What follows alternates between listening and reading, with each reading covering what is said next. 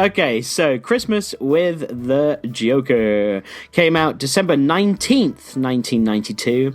It was directed by Kent Butterworth, written by Eddie Gorodetsky, and story editing by Sean Catherine Derrick and Paul Dini. Starring Kevin Conroy as Batman, Bruce Wayne, Lauren Lester as Robin and Dick Grayson, Mark Hamill as the Joker, Robert Costanzo, I always get that hard... It's always stumble on that name. Robert Costanzo as Harvey Bullock, Bob Hastings as Commissioner Gordon, Clive Revill as Alfred Pennyworth, Mari Devon as Summer Gleason, and music composed by Shirley Walker. Synopsis is, it's Christmas Eve and the Joker has kidnapped some of Gotham's finest do-gooders and broadcast it out on television. Batman and Robin must find their way through elaborate Christmas-themed death traps to discover the Joker's whereabouts and save the hostages. Honorable mentions for some of those people. Kent Butterworth, the director, also directed a few episodes of The Simpsons and many other episodes of the 90s Sonic the Hedgehog cartoon. Do you remember that cartoon? Mm-hmm. That was a big one that I watched for quite a few seasons of that show. I watched very early morning when I used to wake up as a kid. Our Nan had that on VHS. She did, yeah, you're right. We got Eddie Gorodetsky is the writer. He has also written for Saturday Night Live, Fresh Prince of Bel-Air, and The Big Bang Theory. Both the director and the writer, this was the only thing they ever did for Batman the Animated Series, this one episode. Sean Catherine Derrick, who is one of the story editors, also wrote for Spider-Man the Animated Series. Those episodes were Man Without Fear, The Cat, The Black Cat, and The Awakening, episodes we've reviewed on our other podcast, Spider-Man the Animated Series podcast. And then finally, the other story editor, Paul Dini. We all know him, but we'll save his creds for the first official episode that he wrote for another day. All right, I've got some really cool fun facts about this episode. Would you like to hear them? Of course. Okay, first fun fact. Joker waves goodbye to Charlie Manson when escaping Arkham Asylum. What? Charlie Manson's in this? Charlie Manson has a cameo in Arkham Asylum. Does he have a swastika on his forehead? No, he doesn't. I when I read this, I looked, but he's got like shaggy hair, the big beard, and kind of like skinny and like looks, strung out a bit.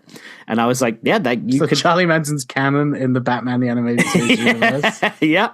I feel like the 60s haven't even happened in the Batman the Animated Series universe. That's weird. No, but it's a timeless thing, I guess. Yeah. But yeah, a fun little cameo. According to Bruce Timm, broadcast standards and practices refuse to approve the original script. The original script is, he quotes, it started out as a much nastier, really funny script written by a friend of Paul Dini, Eric Radomski. When Joker says, I didn't have a family of my own, so I decided to steal one, it's a regular family he's stolen, and he actually threatens their lives way more, making it more intense and scary. So that sounds more like a Batman comic, right? Like, don't have a family, so I'm going to steal one and torture them on TV. Oh, right. Weird pause there. Yes. Yeah, sorry.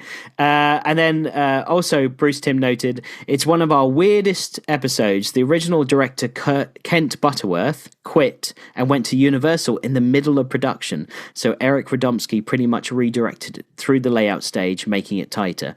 So the director left halfway through making this episode. To do what? To go to Universal. Oh. So on holiday?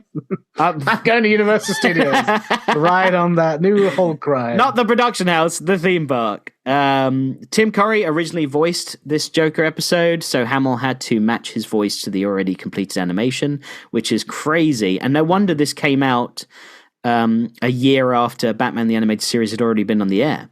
Oh, really? Which is really interesting, yeah. It was, oh no, less than a year, sorry. But it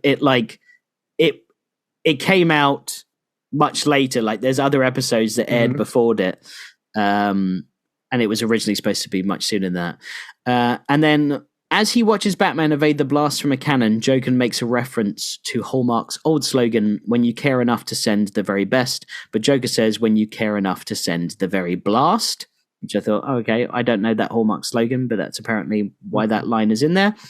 The giant tin soldier and the Joker statues with machine gun fingers are used in the Adventures of Batman and Robin video game, which came out in 1994. Oh, fun. It's in the first stage of the level Amused to Death. The Christmas tree from A Charlie Brown Christmas can be seen in the background when Joker rides up on the sleigh. So that's quite fun as well. The taxidermy horse that pulls the Joker's sleigh on TV has a single tree branch tied to its forehead, which is supposed to represent it as a reindeer, but also supposed to look like the dog Max in How the Grinch Stole Christmas. And this is the only episode where the Joker doesn't wear his trademark purple suit. Instead, he wears a red sweater with a green turtleneck. Yeah. And it's the first time we ever see him. So that's really interesting, I thought. So yeah, let's get your thoughts. What did you think of this episode? Well, there's lots I like about this episode, but there's also lots I think are just fine. I agree. This is clearly Kevin Conroy not finding his Batman yet. Yes.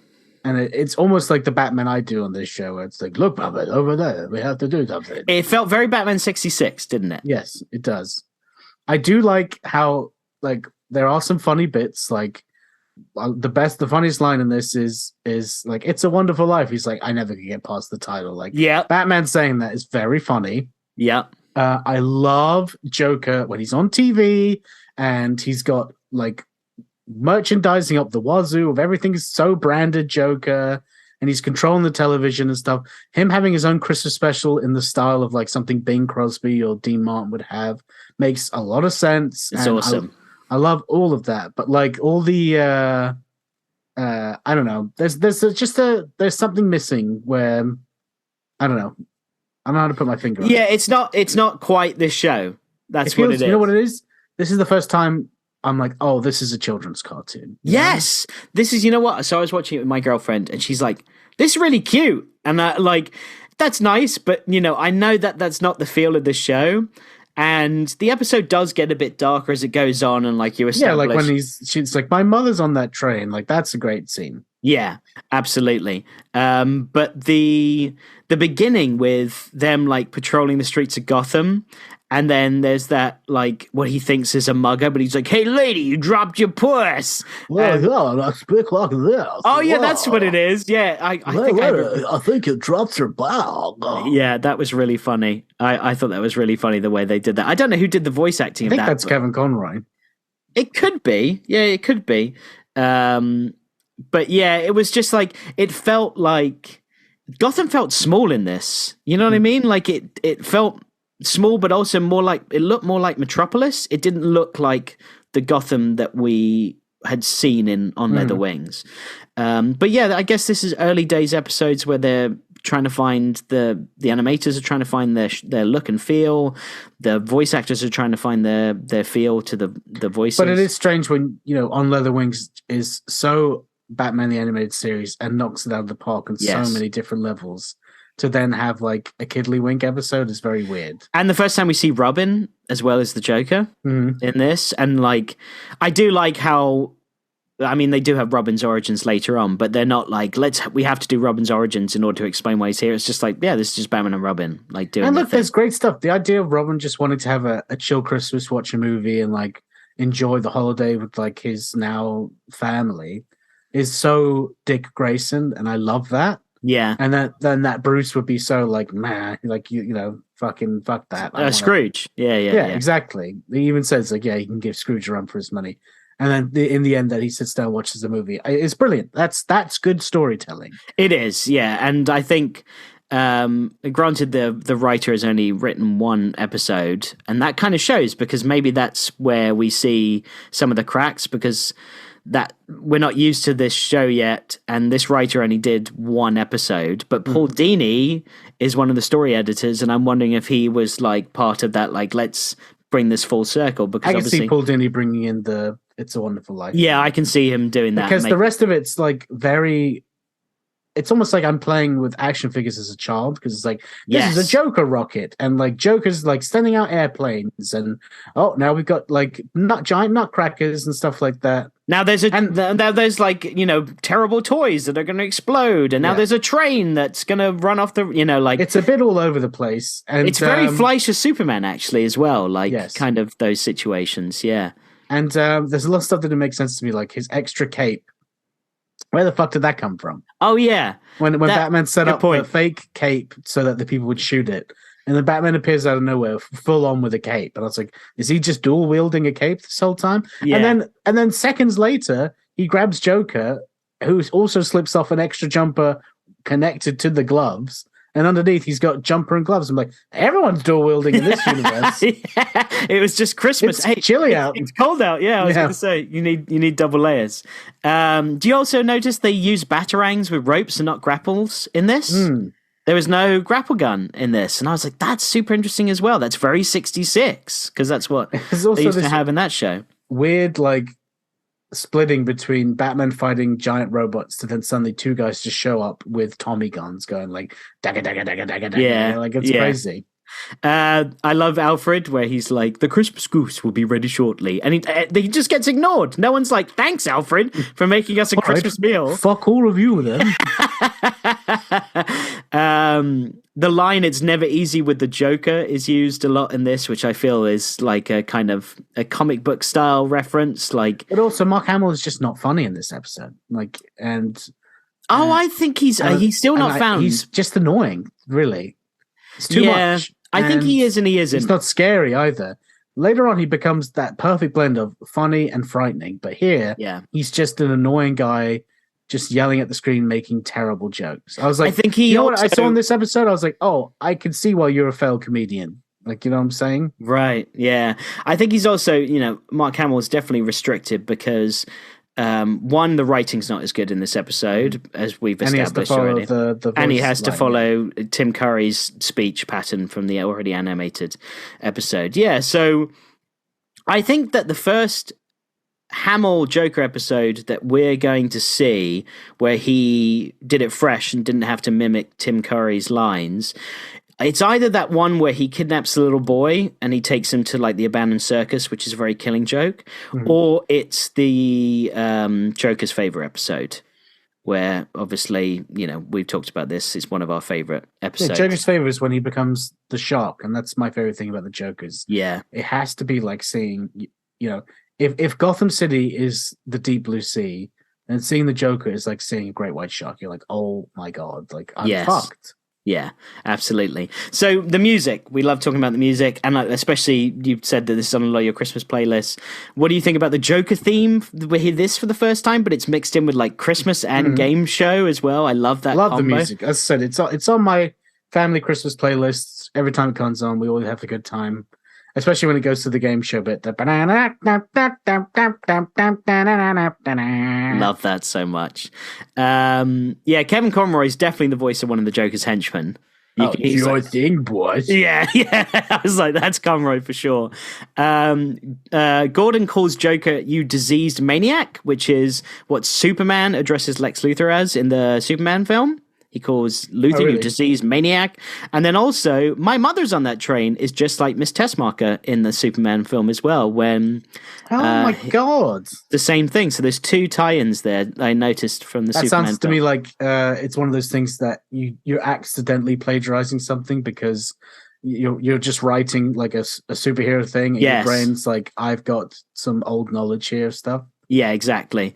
What do you think of the whole train sequence then? Like with obviously the bridge being blown out. It's all right, but there was when the train crashed, there was just no music at all. It was just a silent shot of the train falling and then just exploding. I noticed that too. I was like, that's where you have the big like music drop there. My wife pointed out as well, like he chucks the conductor out the window and then just leaves him. Like he's not like, are you all right or anything? No, just leaving him in the snow on Christmas Eve. Like, bye. That's true. And I was thinking, why not make it something like the Polar Express? I don't know if that story existed before the film actually, but like, I don't know. It was just like a regular train, just, on its way. Which you don't need to make it a Christmas train. I guess no, you don't have to make it a Christmas train. The driver though looked very 50s style, like train driver with his hat and his like overalls and stuff.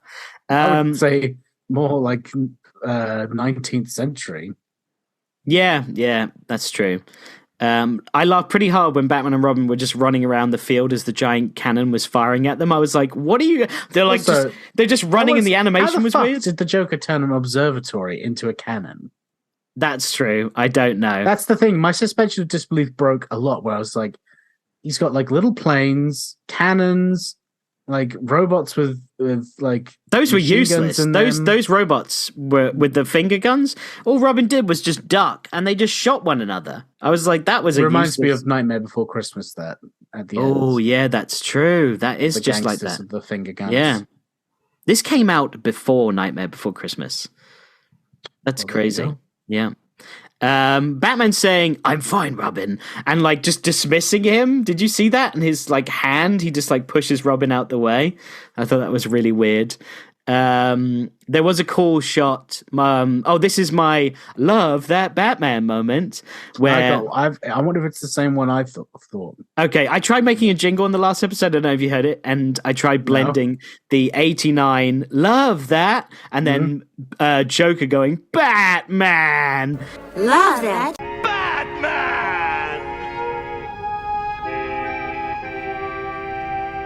Okay, Batman and Robin run into the Joker's hideout, and not mine. there's a shadow of Batman on the floor as he comes in, and it's just the bat signal, and it just looks really cool. There's this wide shot, and there's this big bat signal shadow on the floor. What's yours? Mine's pretty much at the very beginning of the episode when Batman and Robin are swinging on the rooftops, and Batman drops down and is looking at the woman who's about to get her bag stolen. Yeah. And just the way he's hunched over with his cape flowing, I was like, oh, that's so cool.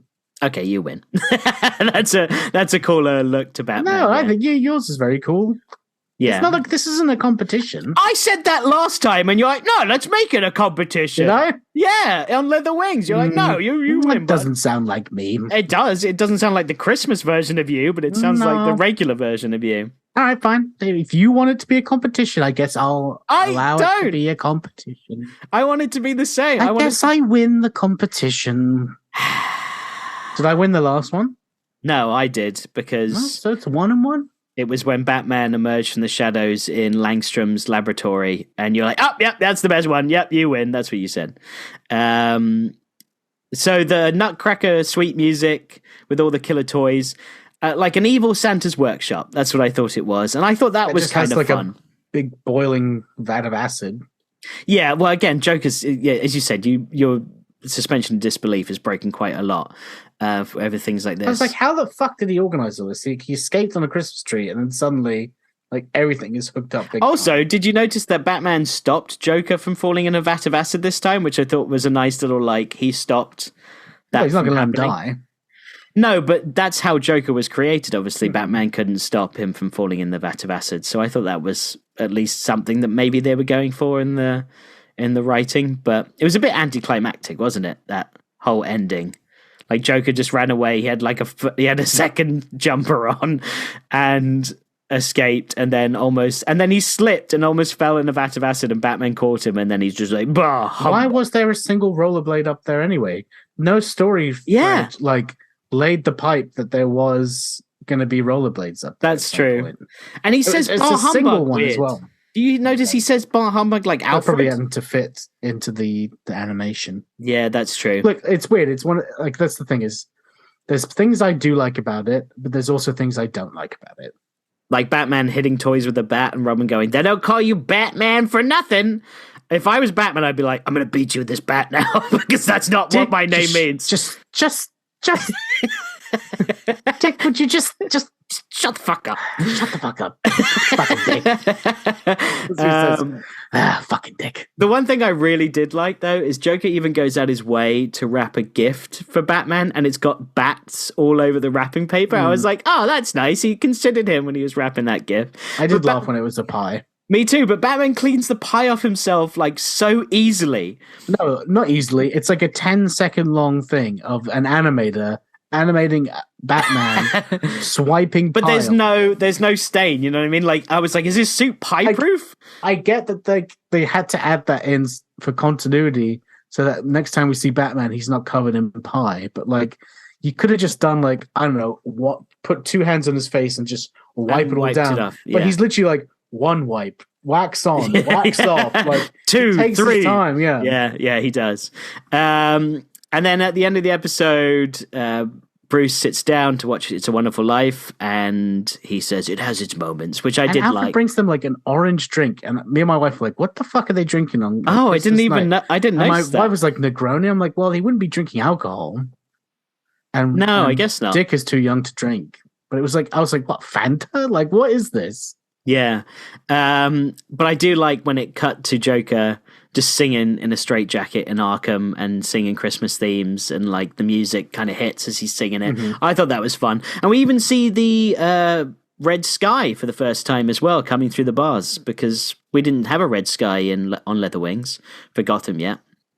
Oh, really? Well, yeah. I mean, you have it in the intro, though. Oh, yeah, I guess you do. Yeah, you do have the red sky in the intro.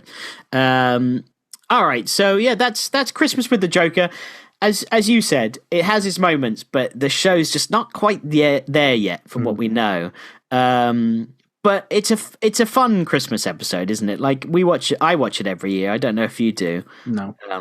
But it is fun to watch, and I'd rather watch the other Batman animated series Christmas episode when Poison Ivy and Harley Quinn kidnap Bruce and make him buy a bunch of presents. That's the first episode of the new animated. And there's 3 stories in that, which I really like. There's 3 mini Christmas stories. There's a Clayface one, isn't there? There's Clayface one with Batgirl and and Bullock and Bullock as Santa.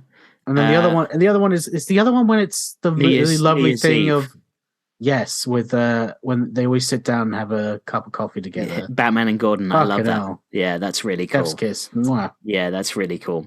And I love that because Joker hands out a bunch of like clown masks and everybody is dancing New Year's Eve, and he's like, they're all going to die with smiles on their faces. And I was like, that's so Joker and just so fun. Yeah, that is a good episode. That's better than this one. But still, this was Christmas with the Joker. It's on. It used to be on every year around Christmas. I remember when we were kids.